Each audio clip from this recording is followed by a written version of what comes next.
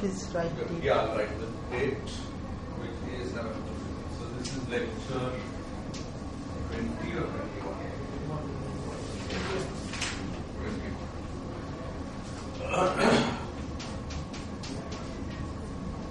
I'm baffled by the fact that in the previous lecture I only covered 2.5 pages of my notes. I'm not able to figure out what I did in that lecture. I think we reviewed the lecture before that, for much of the time. Anyway, yeah. So maybe I should have written this list here so that the camera could record it. But anyway, somebody is writing. So we've got 7 projects and maybe one more. So as I was saying, I'll do some ABC or even just A and B of inflation in the next lecture. And at least that's my plan. And then somebody can take it from there. And what does that leave? Anyway, who's writing this list? You just anybody, please, but one person, please agree to email it to me. Yeah. You are very brave. Yeah. And anything else? So are these enough? You think? So, one possibility could be card movement. Yeah, that's under rotating platforms. Rotating plus charge. Rotating plus charge. Okay. Yeah, I mean, fine. I have no problem with that. What I have thought, but I'm not that much of an expert, is that one would here, in each of these, one would basically introduce the characteristics of the black hole. What is special about the black hole that's rotating or that's charged, and then from there one can go on in the direction of the not everyone's. So people who do either of these projects are free to add. Anyway, the details of the project also, once you choose the project, you can modify the details. Okay. Good. Anyway, the requirements of the project, I would say, is a report, typed report, on the order of somewhere between 5 to 8 pages. Calculations, detailed calculations, or? Well, the calculations should be done by you in the sense that you should know how to do them, but you don't have to present the details in the report. But in the seminar we may. The seminars will be, we'll all be there, and we are all supposed to hassle every speaker with questions. So at that time, the question of knowing the calculations will arise. Spinners in the art. Now, actually, that is currently my plan for next Thursday's lecture. So I think I'll just about manage. And then it probably can be developed actually for somebody who's. It's a pet thing of mine, perhaps because it's related with my PhD work, but field. But for somebody who's really into field theory. And especially is thinking about supersymmetry or supergravity as a possible future activity, then the spin 3/2 or gravitino field, that's an interesting subject. And actually, let me put it here, gravitino field. It's a nice project in the area of gravitation because the gravitino is a spin 3/2 fermion that postulated to be a supersymmetric partner of the graviton. So just as μg_r is the action for the graviton or for the gravity field, there's some related action for a fermion, and it involves some knowledge about orthonormal frames and all, which I will be doing next week. And it uses, I don't know whether gravitino field or whether just supergravity is perhaps the best way to call the project. Mostly it would be basic supergravity. It's doable, I think, for somebody who has reasonable familiarity with Dirac equation and fermion field theory. So not all of you perhaps have done basic supergravity. Anyway, for my dogma is that whatever the subject, now these are fairly tough, all of these, but you can always say something intelligent in 5 to 7 pages. But the work involved may be a little more than what you'll finally write down, because these are somewhat challenging conceptually. These, I think, are within these 5 I would rank as relatively easy, even if they may get a little technical, like the rotating black hole might be a little hard in calculational terms, but I don't think they are so challenging as the last 3. But who knows? Then again, inflation, it's challenging conceptually, but equations are not likely to be be that hard. So it depends what your motive is. Okay, good. Okay, so now let me do one thing now that I should have done last time.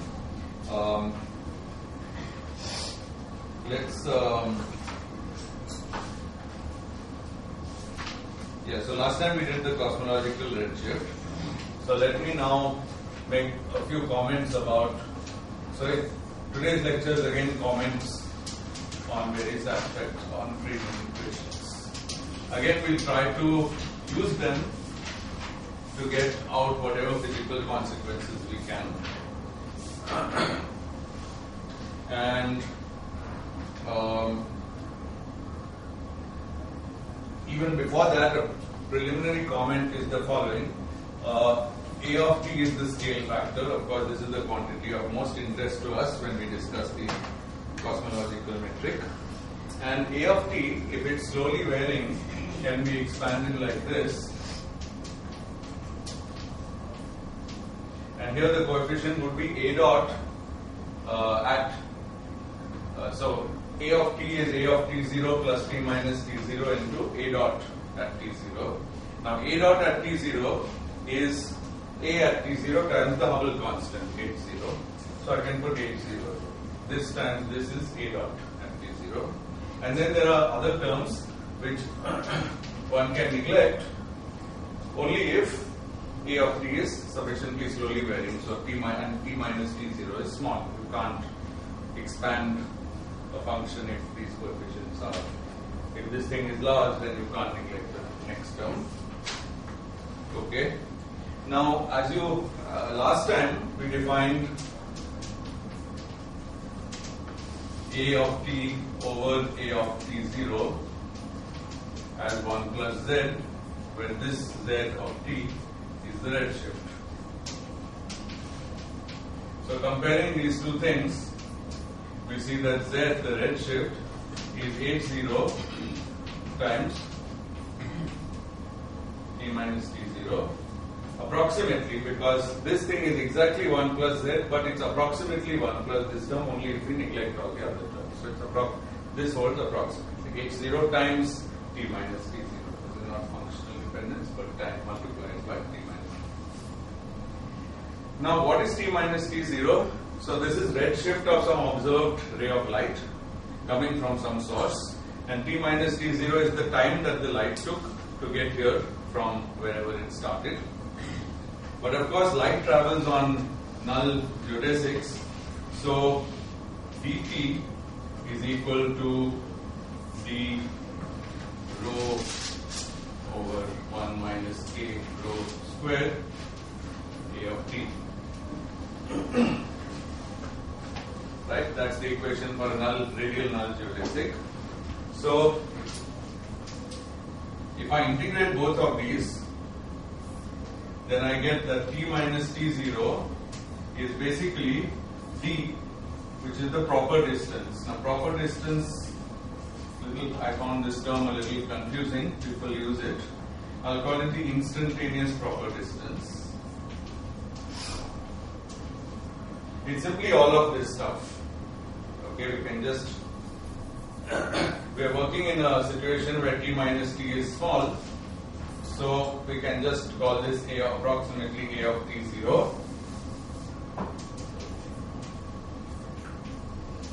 times integral d rho 1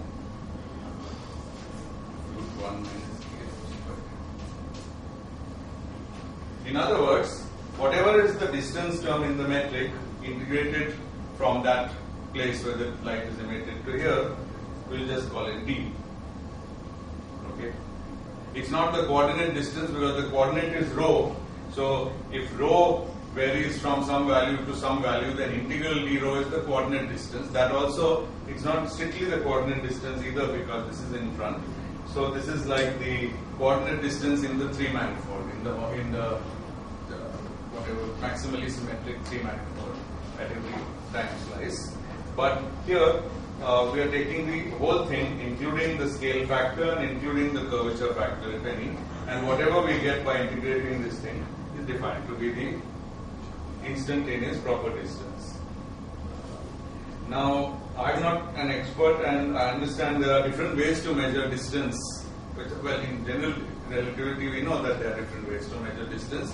But for an actual astronomer, there can be different ways to define the distance between two places. This one would be defined as, when I say instantaneous distance, it really means, imagine that I have a way to get instantaneously from that point to here, then the distance I would cover is that. Of course, I exactly don't have such a way to get from there to here. Okay? So it's a little hypothetical. On the other hand, for a slowly varying situation, I think it coincides basically with the intuitive notion of distance from there to here. So the comment is made that for small time differences, all the definitions of distance finally reduce to 1. So let's take this one as that definition. Yes, some question? I mean, what do you mean by instantaneously propagation from one point to another? We don't have instantaneous propagation, but what I mean is that the metric is ds squared is minus dt squared plus some a of t squared dO squared over 1 minus kO squared, right? So now in this metric, if I just put dt to be 0, then that's what I mean by instantaneous. dt is 0, then ds is that. That's the thing. You can read more about this. Weinberg and Schonkel both have some discussion on this distance. And actually different ways of measuring distance become quite important for other purposes.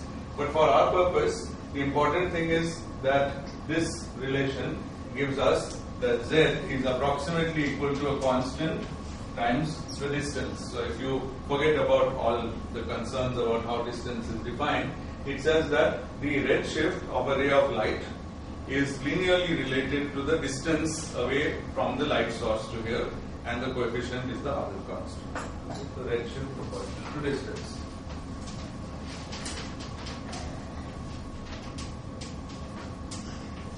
And this thing is precisely Hubble's law.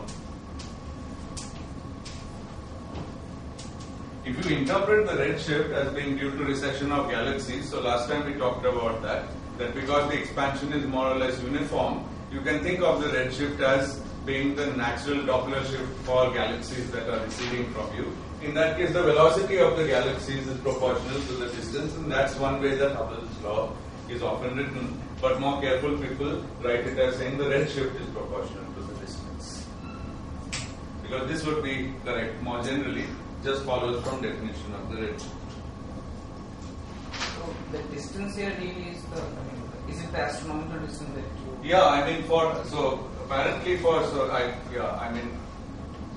I haven't thought this through carefully, but my impression is that for sufficiently small distances or small redshifts where this thing is valid, this truncation is valid, then this is the astronomical distance.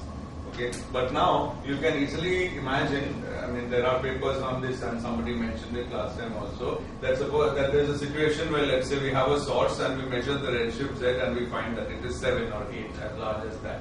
It's much larger than 1. Then, of course, this expansion is no good. Okay, if t minus t0 times h0 was taken to be much larger than 1, then you can't drop the other terms. So say it's not even self-consistent. In that situation, how this should be correctly done, I don't know. But so in fact, this whole relationship doesn't make precise sense. Okay, so I think it's even correct to say that in that sense, Hubble's law doesn't always hold. Holds for redshifts, for small redshifts. Okay, good. Now, so this is one observation I wanted to make. That's Hubble's law. Second observation, which I learned from Weinberg's book on cosmology, and it's very pretty. I'm going to recast it slightly from the way he discusses it, is how to interpret the equation A dot squared minus 8 pi g over 3 rho A squared equals minus k. I hope I've got the equation right. Yeah, I think I've got it right. This is one of the Friedmann equations. Okay. Now, we've talked about some ideal solutions for some particular equations of state and all that of the two equations. But it's sometimes nice to get a physical picture of what is going on. And Weinberg's observation is that this looks suspiciously like T plus V equals E, where T is something like a kinetic energy. If you imagine A of T being the coordinate of some particle, then this is proportional to the kinetic energy, now non-relativistic kinetic energy, half mx dot square. And this is proportional to some sort of potential, and this is constant. So it looks like T plus V equals E. That's very good, because T plus V equals E is an equation we have been solving since childhood, and we know all the situations when a particle is bound in a potential, when it's free to escape to infinity. And here you see that what it means, when the particle is bound in the potential, it means that A dot has to go through zero, or the universe has to stop expanding. When the particle is free to escape to infinity, then A dot will not go to zero. The velocity. If you have a particle whose energy is positive, whose T plus V is positive, then it can escape to infinity. So it's an analogy. But you can make the analogy much better as follows. Imagine, so first of all, this equation is anyway true. So the analogy may help us just mathematically, but actually it's better than mathematical analogy. So let's try to make it a little better. Imagine a particle with coordinate, these are the, with coordinate, with actually, what is the word? With coordinate xi of t, whose coordinate can vary as a function of t. But now xi, I am not taking to be the coordinates rho, theta, phi, but the ones that are scaled by the scale factor. Okay, so you can think of it as, so xi you can define as ai times xi, and these can be defined as the Cartesian coordinates corresponding to rho, theta, phi. Okay, and now let's take the particle to be so these are the Cartesian coordinates, and let's assume that xi is a function only of t, and moreover it is a of t times some xi which is constant. So the particle is, so the way to think of it is like a co-moving thing. The particle's motion is due only to the expansion of the universe and not due to any other motion of the particle itself. Okay, so it's stationary in the co-moving coordinates. Okay. Now supposing we try to calculate the kinetic energy of such a non-relativistic particle. Again, I emphasize that we shouldn't be doing non-relativistic physics, we are doing GR. But supposing then the particle has a mass m, so it's half m xi dot square. This can be written half m a dot square times xi squared from this equation. Okay, and now this can be rewritten as half m a dot square xi at t0 upon a at t0 square. T0, if you remember, is always now. Okay, is that clear? Because this relation says that for any time the ratio of capital Xi upon A is a constant. So this small x is the same as capital X at t0 divided by A at t0, or for any other time, but specifically for t0. So that enables us to remove that unknown small x in this way. Okay, so now this can be written as a half m, then A dot over A whole square is the, okay, now we need to be a little careful because A dot over A at time t is the Hubble constant, but this is A dot at t over A at t0, so it's not quite the Hubble constant. Probably we don't need to do that. Let's just leave it in this form. Okay, let's calculate V, and now let's try to guess what sort of potential we're talking about. Since we're making some non-relativistic approximation, V should naturally be, take a particle sitting here, this is that point xi of t, and let's assume it's in the gravitational potential of all the matter inside this sphere. Okay. Now, what is going to be the matter? That matter is going to be, so it's going to be whatever G m over x. So it's going to be minus G Newton times the mass of the particle times the mass of matter contained in a sphere over mod of the radius of the sphere. Right? So far so good. What is the mass of matter? The mass of the matter is rho, the density, times 4/3 pi a pi x cubed. Okay. Now this, again from this relation between capital X and small x, it's rho times 4/3 pi a of t cubed, and then you get small x cubed, which as usual we replace by capital X at t0 over a0. A0 I will use consistently for a at the time t0, the scale factor. Okay.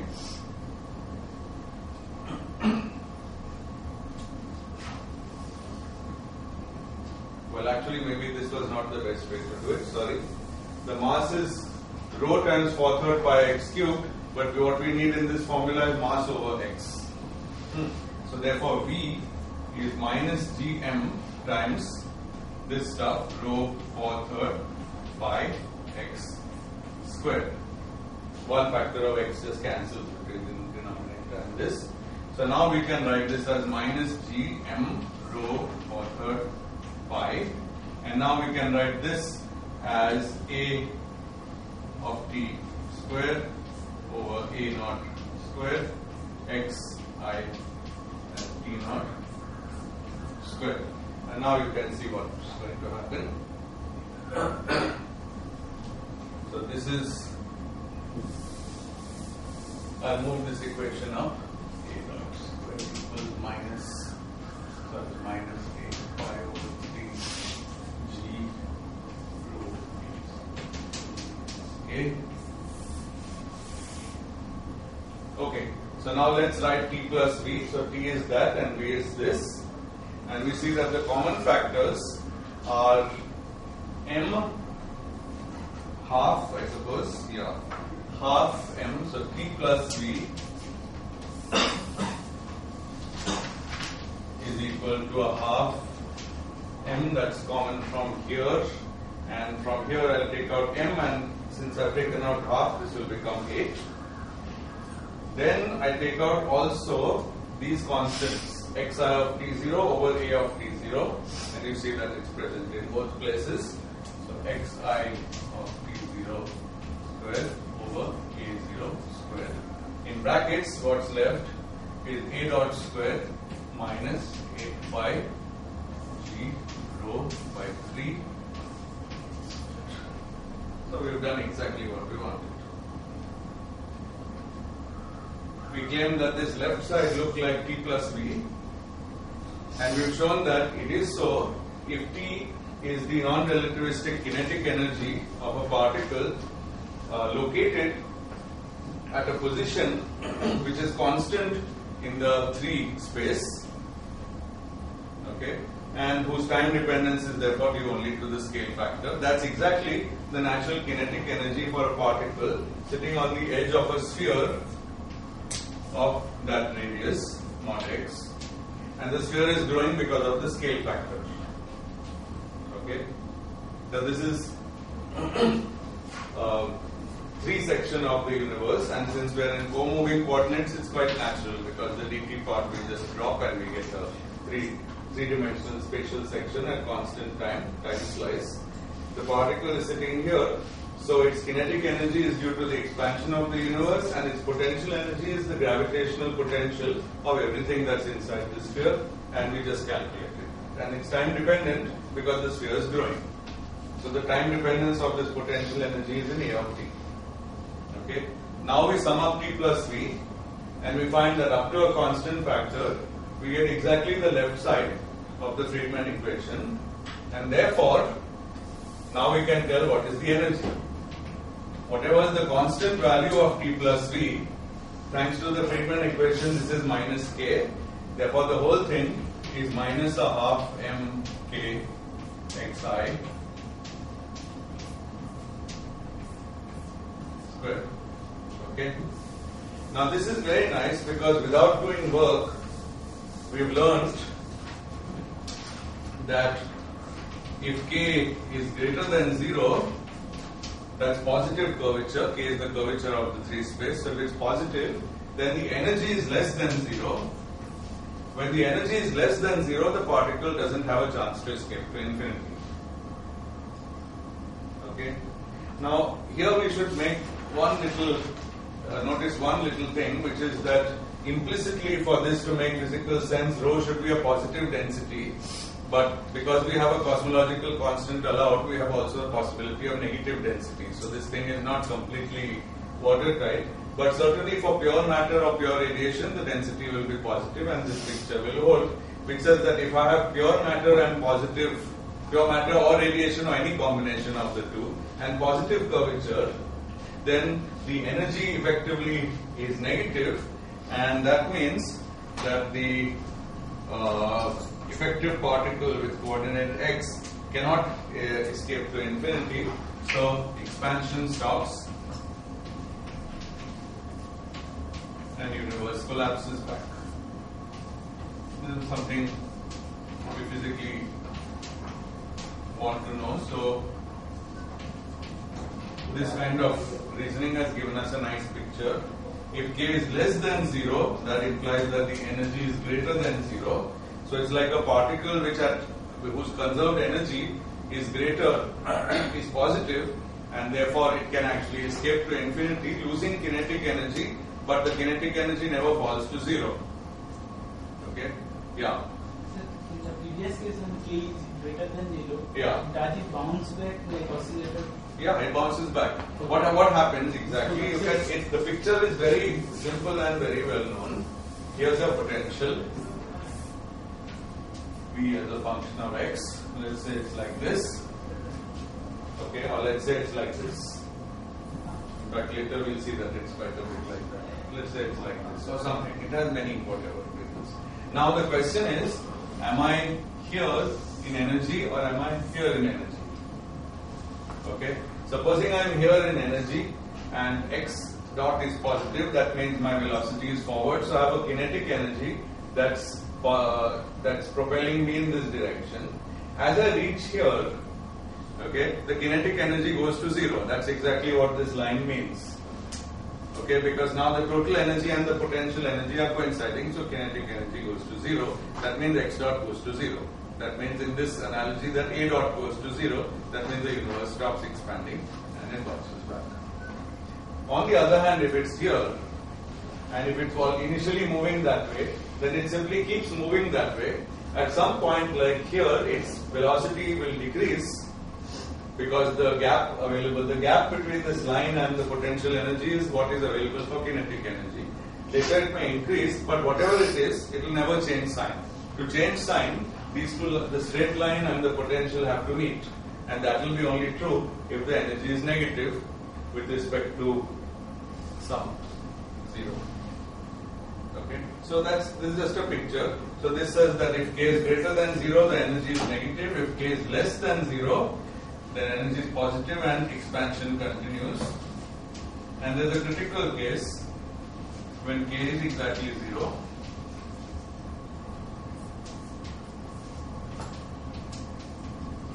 Which is that the energy is exactly 0, so it's like being exactly at the top of this mountain. So you asymptotically at infinity your expansion slows down, but never quite comes to a point. Okay. So this is some simple picture. It's no more and no less than what you could do by solving this differential equation. I have not added anything to this differential equation by this analogy. But it's nice that the analogy is not completely foolish. In fact, these two terms really do behave like T and V. Okay. Good. My actual question is like, after big crunch, Yeah. will it be be again those, okay, so those things, oscillator system. yeah, so fine, so yeah, if you have, that depends on the full potential, right? Now If your that, energy is small and your yeah, so in fact, if your energy is small and you're in a well like this, you just go back and forth. So in fact, the expansion will halt, it will contract, it will halt, and it will expand again. Okay, so for that we need to know what's happening close to x equals 0. If we want to crunch, then this point where these two lines coincide must be here at x equals 0. Otherwise, you won't get a crunch.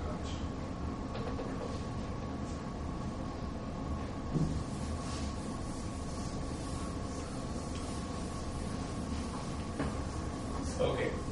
Now for a little while I'd like to talk about the other Friedman equation. Again, we've used it repeatedly to get physical insight, but now we are going to use the basic property of it, which is that it's an equation for the acceleration, and we never talked much about acceleration of the universe, but now we can.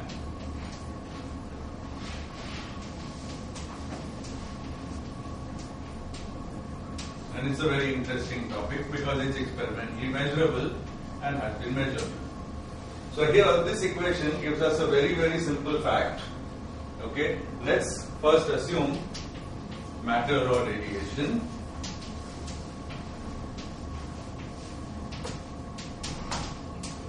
Or for that matter even curvature, doesn't matter. All of them have an equation of state which determines P as some positive multiple of rho. Okay, actually curvature doesn't. Curvature in fact doesn't contribute.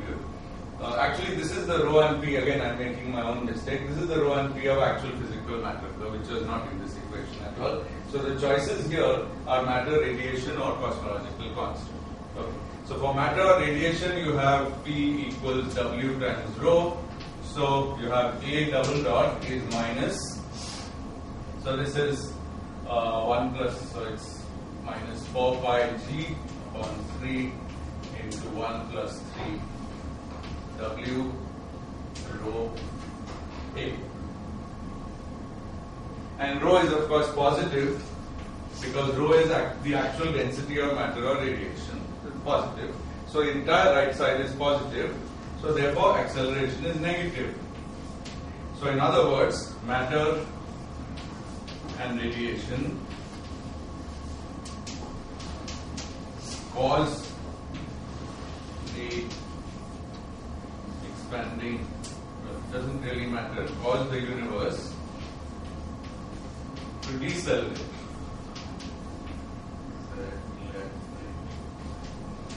Extremely important fact, right? Because it's just a one-to-one correspondence. In fact, probably if I had been more organized, that's the first comment we should have made on discovering this equation. It's a very, very direct connection with an experimental fact. This is the acceleration. It's negative as long as there's an equation of state of this sort with positive density. Okay. Now what happens if we have a cosmological constant? That's a different type of equation of state. So just to get used to the vacuum energy, I've been calling it. By the way, I don't know if I stressed this point, but this is also nowadays more popularly called dark energy. It's exactly the same thing. Dark energy, vacuum energy, cosmological constant are the same. Well, there's a slight difference, which is that vacuum energy or dark energy are more used for what we observe, while cosmological constant is the theoretical property which gives rise to that. But here, in fact, we are analyzing the equations derived from theory. Okay, so in this situation, the equation of state, as we know, is P equals minus rho. So therefore, in this case, A double dot is plus 8 pi G over 3 rho A. Okay. However, that means that either the pressure or the density is negative because one is negative of the other. Okay, because they don't have to fulfill neither. It's not a physical pressure nor a physical density, so it's perfectly free to be positive or negative. Which means that even in this formula, we don't know whether rho is positive or negative. But in fact, rho greater than 0 is the same as lambda, the value, numerical value of the cosmological constant, being greater than 0. Okay, and rho less than 0 is the same as numerical value of lambda being less than 0. So, in the case of positive cosmological constant, the density is positive, but the pressure is negative. In the case of negative cosmological constant, the density is negative and the pressure is positive. Okay, but pressure we have got rid of using the equation of state. So, this is the result. This in turn implies that the acceleration is positive for lambda positive and negative for lambda negative. So we see that positive lambda causes the universe to accelerate, and negative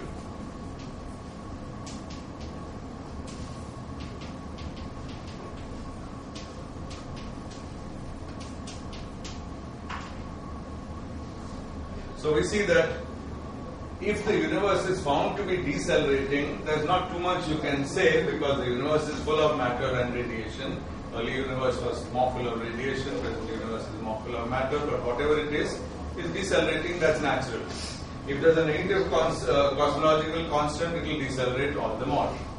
If it's found to be accelerating, the only one out of all these possibilities is a positive cosmological constant. And what the experiments tell us today, and it's just in the last decade, is that it is accelerating. So, if it's accelerating, there isn't any other explanation within what I have given you other than positive cosmological constant. However, you should not assume that people are satisfied with the equation of state P equals W rho. You can always invent a new equation of state and attribute. I'm sure that there will be some other equations of state with some other situations which will also give rise to apparent acceleration. So that, and also the connection between observations and acceleration can also be questioned. So it's not watertight. Okay, but it's our present belief that the most likely explanation for what we see is that the universe is accelerating, and that in turn is due to lambda being positive.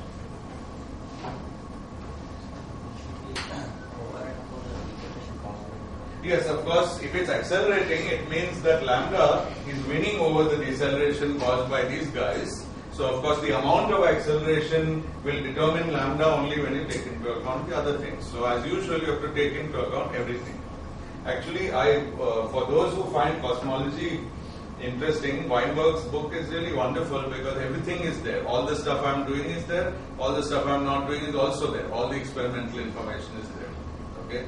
So, yes. Sir, when we are doing these calculations with lambda, yes, and seeing that positive lambda causes universe to accelerate, yes, we know that universe is accelerating in this way.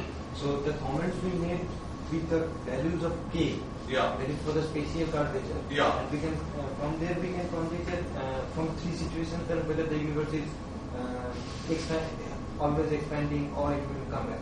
So with lambda, we cannot simultaneously comment anything about k, because those I'll leave it to you. Yeah, I'll leave it to you as an exercise to carefully reconcile that statement with this statement as well as with one more calculation I'll be doing. These are three different things.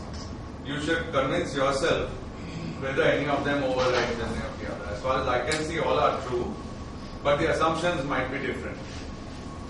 So remember, there are two Friedman equations. Now I'm working with this. Earlier I was deriving consequence from that. But both are always true. So whatever I learn from both has to be true. One is really determining the velocity instantaneously, and the other determines the acceleration. Okay. One thing though I can point out to you is that we have seen an example of this competing effect when we realize that the universe can be made to stop. A can be made independent of time, that is the so-called Einstein static universe. Okay, when we insisted on that, we found that rho plus 3p is 0, and we found that that can be from partly matter and partly positive cosmological constant. So there we are seeing that it's doing the job. Okay, what's happening is the matter is causing deceleration, and positive cosmological constant was causing acceleration, and together they were able to stop the acceleration. Then you have to also ask who is responsible for stopping the velocity. Because the static universe means no velocity, no acceleration. Okay. In that case, you see, this one we can't possibly set to 0 because we have set rho plus 3p equals 0. Okay, and this was done without only having pressureless dust. So if that was the case, then this can't be 0. Then K has to come in, and then what I told you applies. So everything applies at the same time. Only the emphasis is. But think about it more. There's plenty more that one can think of. Okay.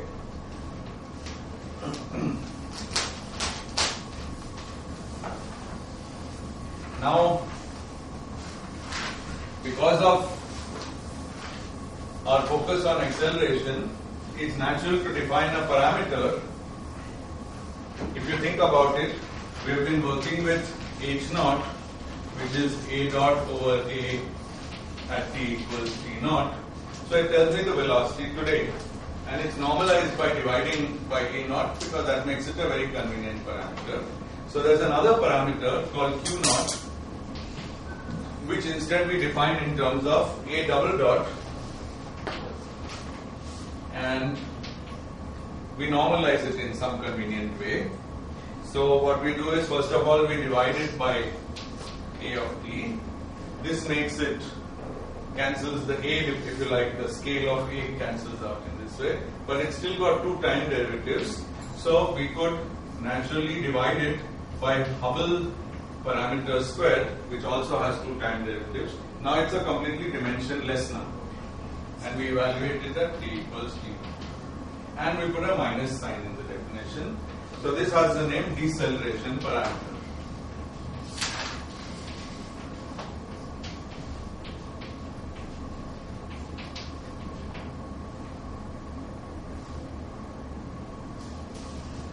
Now if you want to think about the expansion of A of t, remember it was A of t naught into 1 plus t minus t naught, and here came Hubble H naught, and the next one will be half t minus t naught squared, and here will come A double dot upon A, so that is nothing but minus h squared q. So it's Hubble constant square Q naught, the minus sign.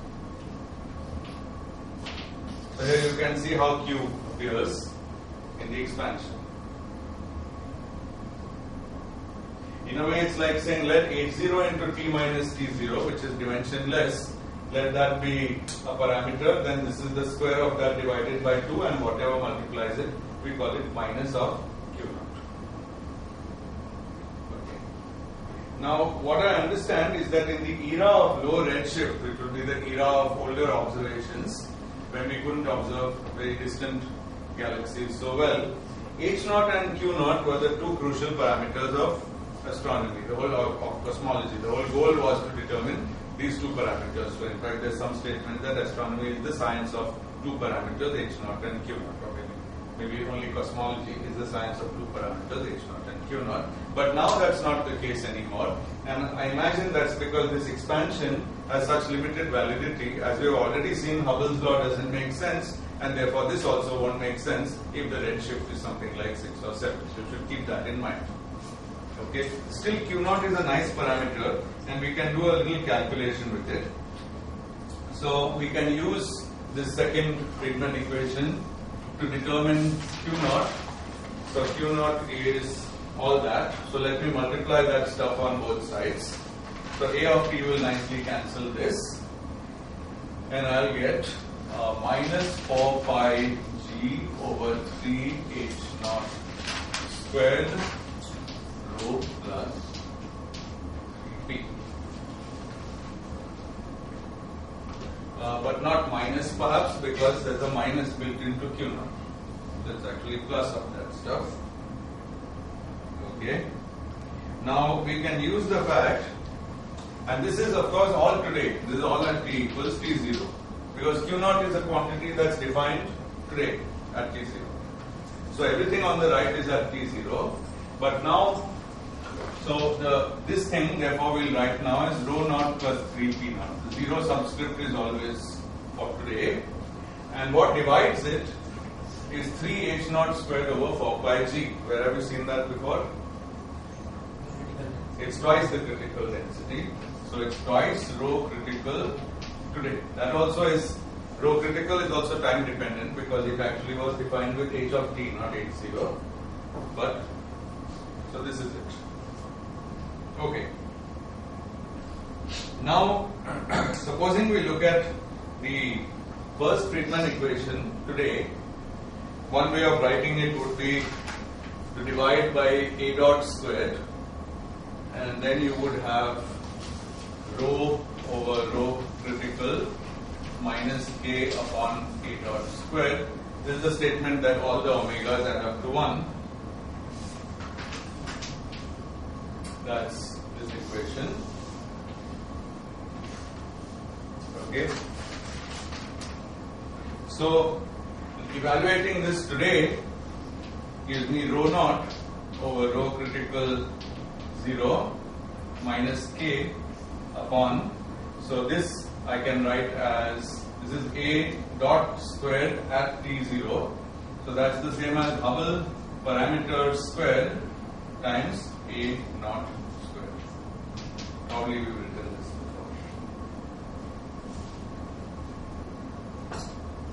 Actually, I don't need that fact here, but okay, doesn't matter.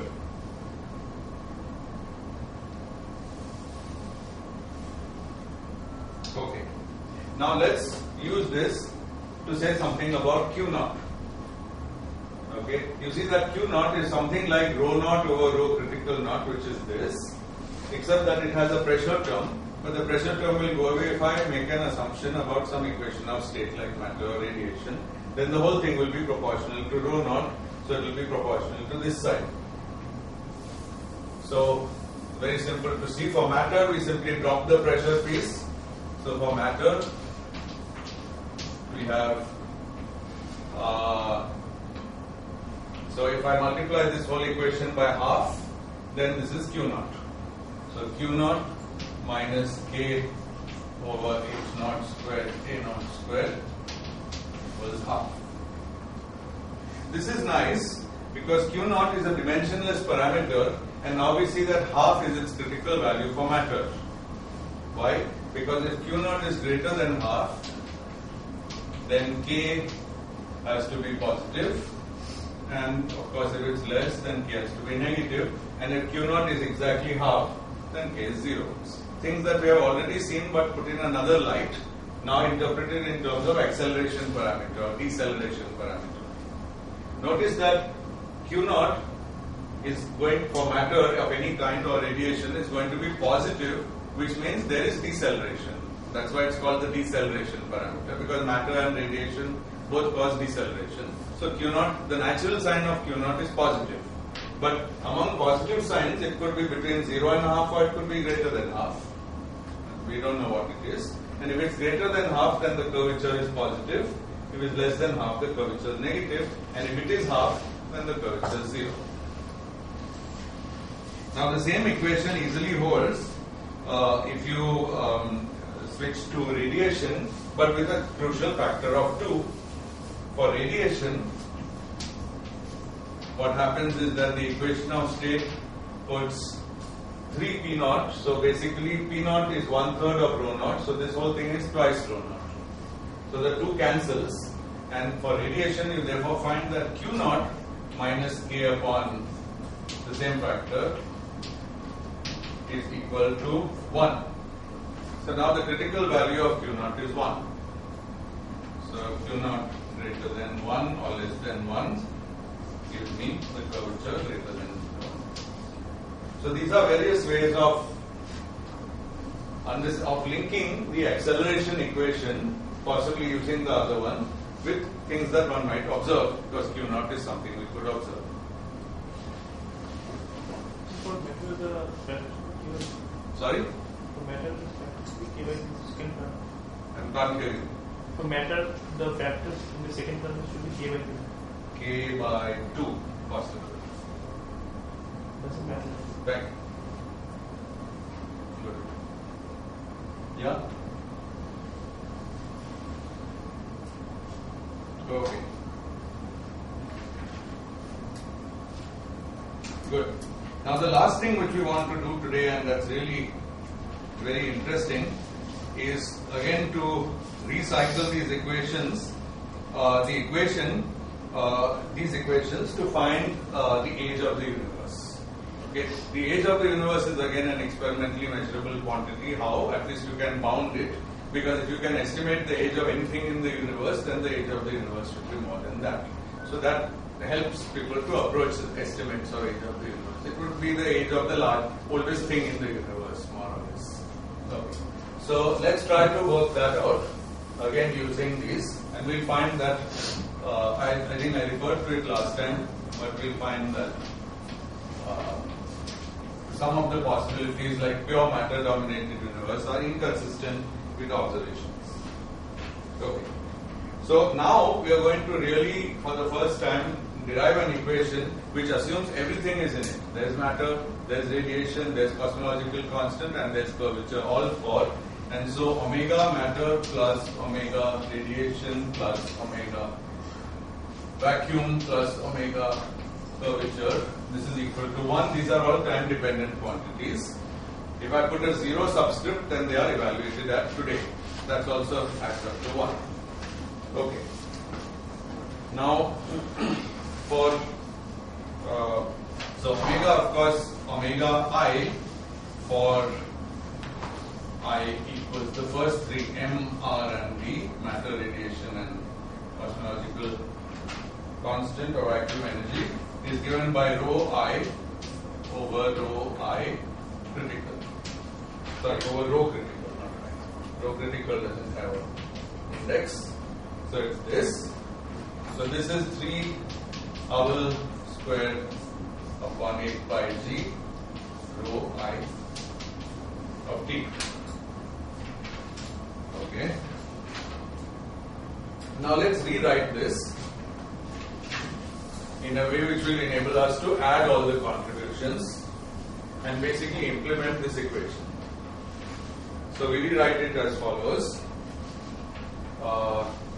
This quantity, rho I over rho critical, is equal to rho I today over rho critical today times rho I over rho I today times rho critical today times rho critical. It's pretty obvious. I've just multiplied by things which cancel.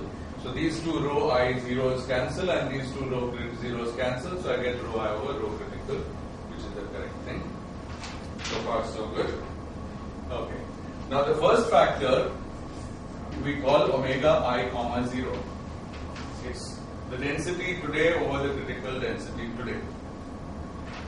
Okay. Again, I runs over all these values. The second factor is what? It's rho I over rho I today, and this exactly is the growth of rho with the scale factor and depends on the equation of state. And the precise way it grows is that it's k naught over k to the power, what is the power? 3w plus 1 or 1 plus, or w plus 3. W plus 3, no. 1 plus 3. 1 plus 3w. Let's give it a shot. So, this is not good. No, it's not 1 plus 3w. I had done it last time, but I've forgotten what we concluded. We found rho variation with t perhaps, but we must have also found the variation of rho with a. Whatever it is 3 for matter and 4 for radiation, 2 for curvature and 0 for vacuum.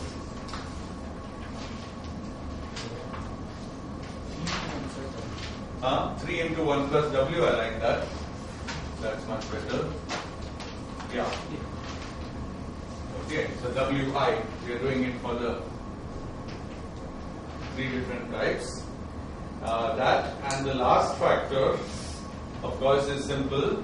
The last factor is nothing but Hubble squared, Hubble 0 squared over Hubble at t squared. Okay? Clear?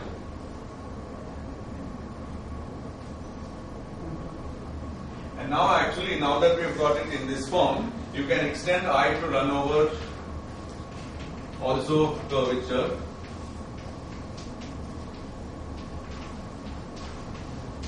Matter, radiation, vacuum and K, with the W for K being minus 1/3. We learned this last time. Okay, so in that case the power of A0 over A is 2. Okay, so this is the value of each of the 4 omegas, and all 4 of them add up to 1.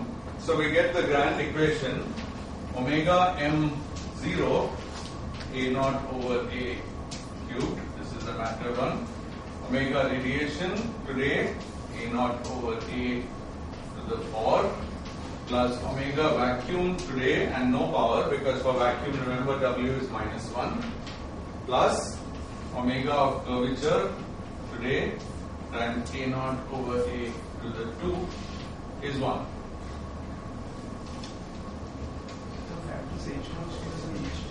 Sorry? Is actually not 1 exactly. It's h of t over h0 squared. Fix that. Yeah. Thank you. Yeah. And for the last term it will be there because this equation goes for the first 3 terms. That's why I just wrote this. Can extend I to run over all of them with this, because the whole point of omegas is that omega k is actually given, but it's not given as a true density over critical density, but it is given by this formula with W equals minus 1. Okay, and finally you have to add all 4 of them to get 1. So that's the answer. And this gives us a nice equation. So for this, we simply have to make one substitution. We've already defined the redshift as A upon A0. A of t upon A0 is 1 plus z. Or was it 1 over 1 plus z?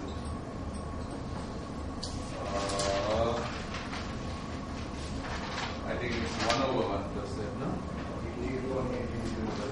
Today we started with Yeah.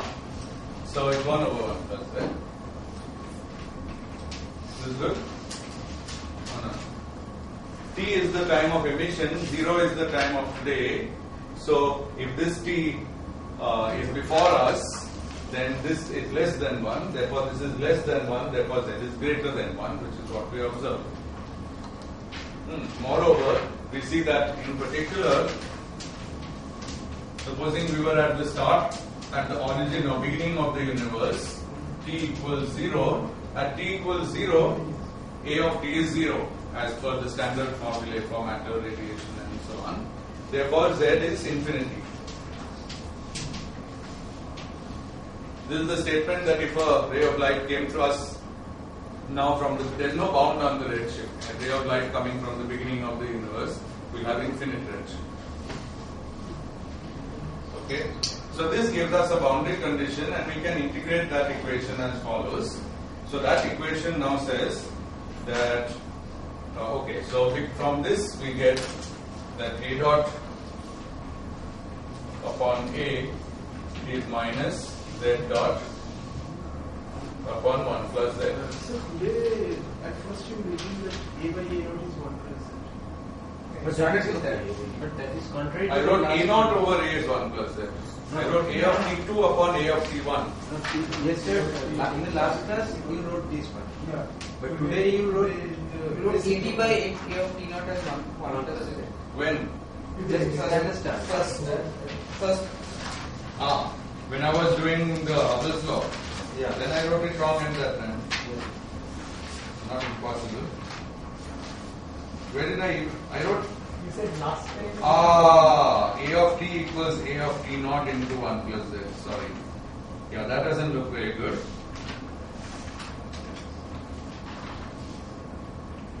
Yeah, what have I done? Here I've done something wrong. A of t is A of t naught into 1 plus z. No, this can't be right.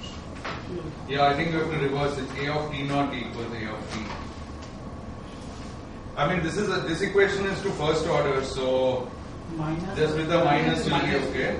But the second order equation I'm a little more worried about. So please figure out the second order is when do not is defined. Just figure out what's the correct version of that, please. I could have written it wrong. Probably wrong in my notes. Anyway, physically this has to be right. So now we want to take that equation, and so we can take this equation and write it as bring H0 on the left, then take the square root of omega m0 and 1 plus z cube plus omega r0. I'm writing it all out explicitly, but probably there could have been a better condensed notation.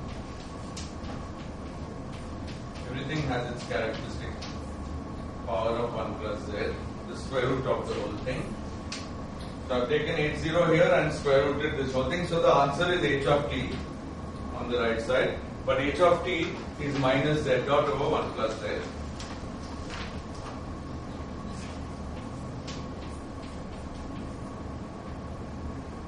Okay? So from this, we can write this as dz by dt, take dt on this side, bring everything else down on the other side, and we can integrate the equation to give integral dt equals integral minus dz over 1 plus z, there may be some h naught somewhere, 1 by h naught here, 1 by h naught, and then here is that whole square root again.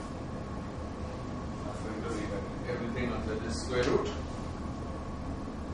Okay, what are the limits? On the left side, we'll take t to go from the beginning of time up till today, and so on the right side, we take the redshift to go from infinity to 0.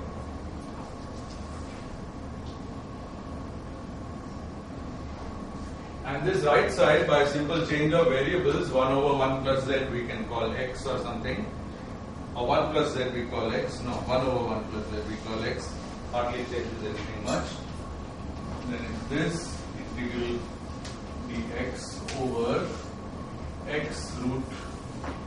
Now the roots are with powers of x, so omega m0 x to the minus 3, omega r0 x to the minus 4, omega v0 plus omega k0 x to the minus 2. Sorry? The redshift goes to 0 because light which is emitted today and absorbed today has 0 redshift.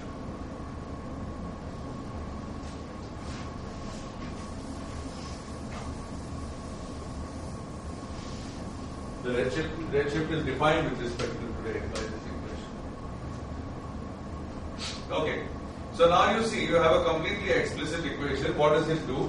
You just plug in 4 measured quantities. Actually, you don't need to measure all 4 of them because remember that omega m0 plus omega r0 plus omega v0 plus omega k0 is also equal to 1. So one of them can be even eliminated from this.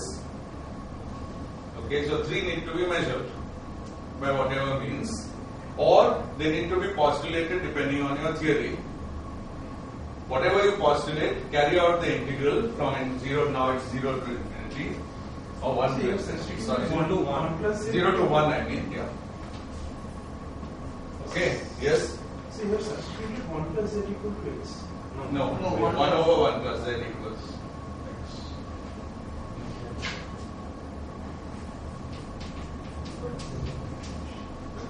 dz over 1 plus z is minus of dx over x.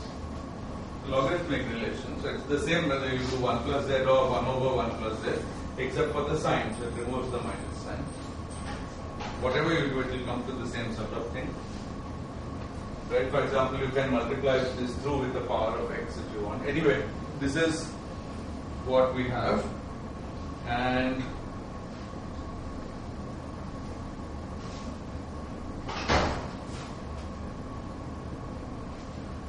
the left side is, where is the left side? integral of dt. So this is t0. And what is t0? It's exactly the age of the universe.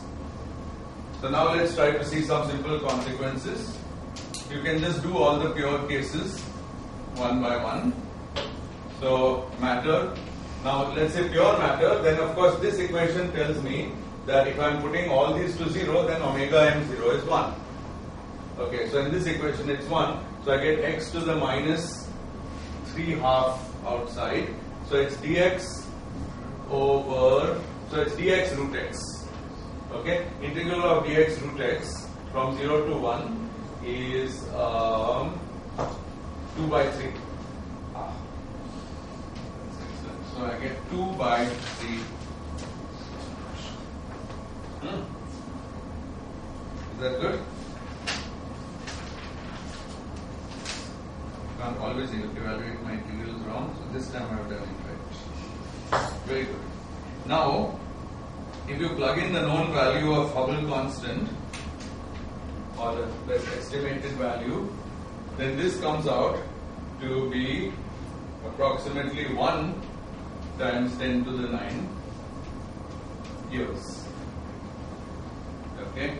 And what I understand is the current estimate of age of the universe is 10 times this, it's 10 to the 10 years.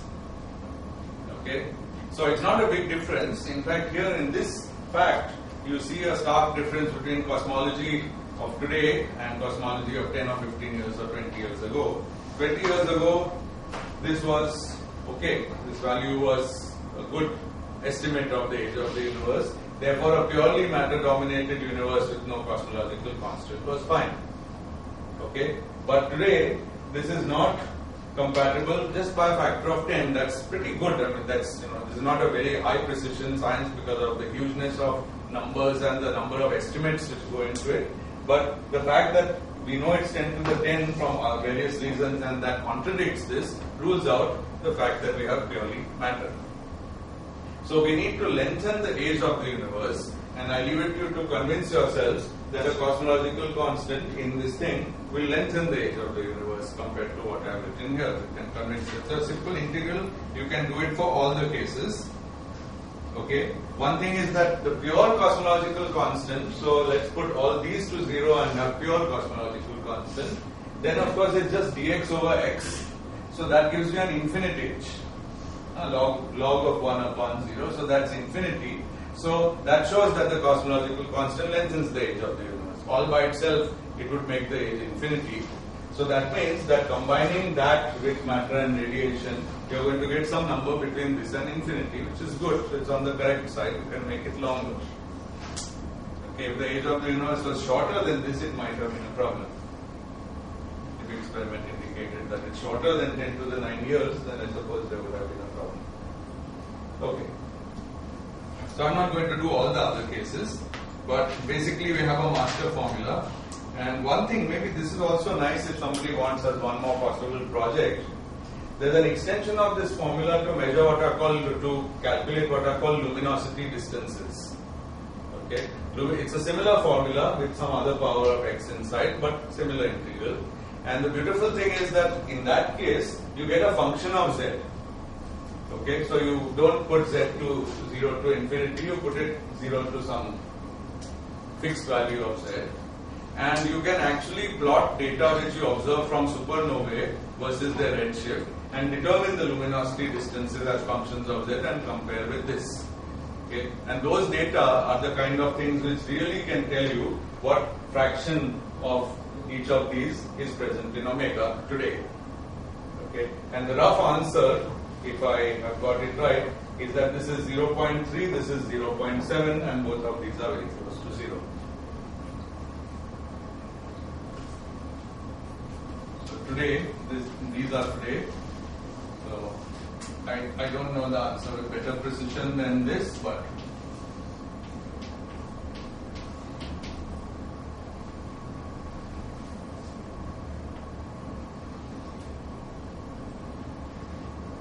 so although the cosmological constant that is deduced from this is very small numerically, as a fraction of the total omega of the universe, it's 70%.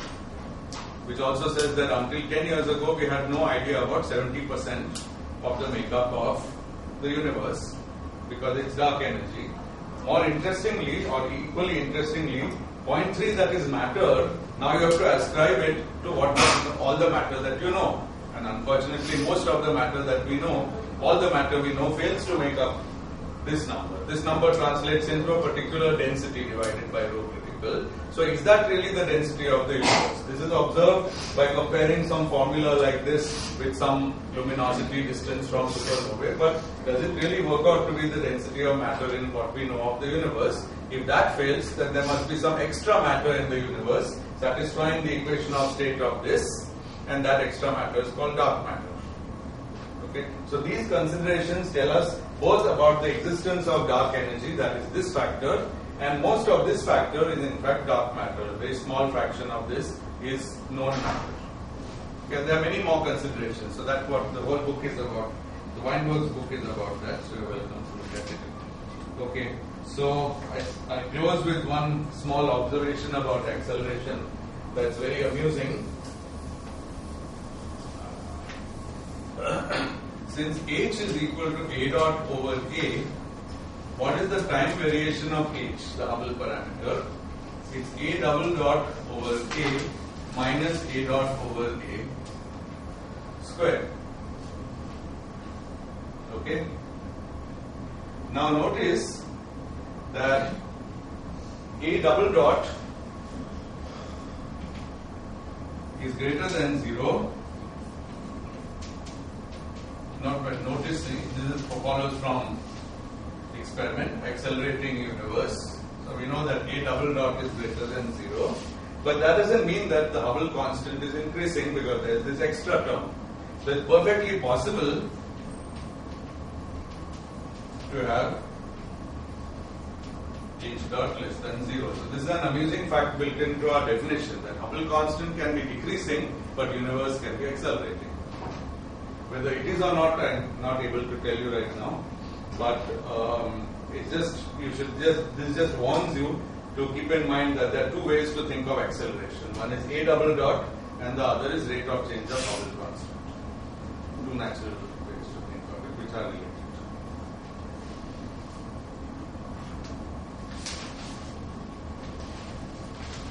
Good. So I'm done with that. Now my plan is that next Tuesday I'm going to talk about cosmological evolution in presence of a scalar field.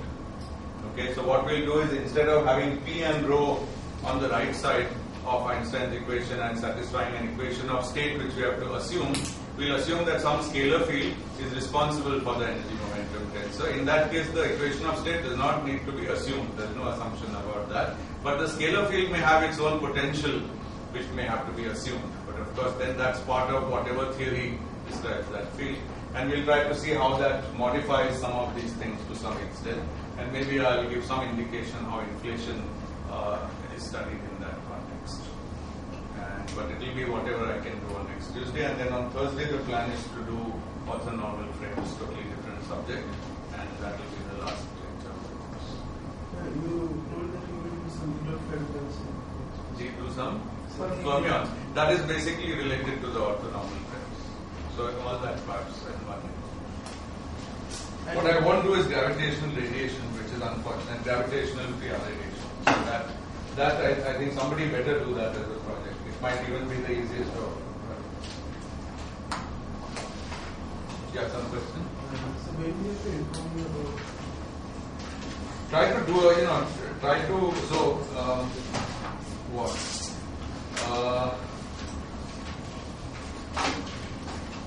Next, I mean, I'm going to be more and more busy, but still next week, just drop in, call me on 242 and drop in one by one and talk about your project. It won't take more than 15 minutes per person. And if you haven't given your second homework, give that, and I'll give you the third homework definitely next week, and that will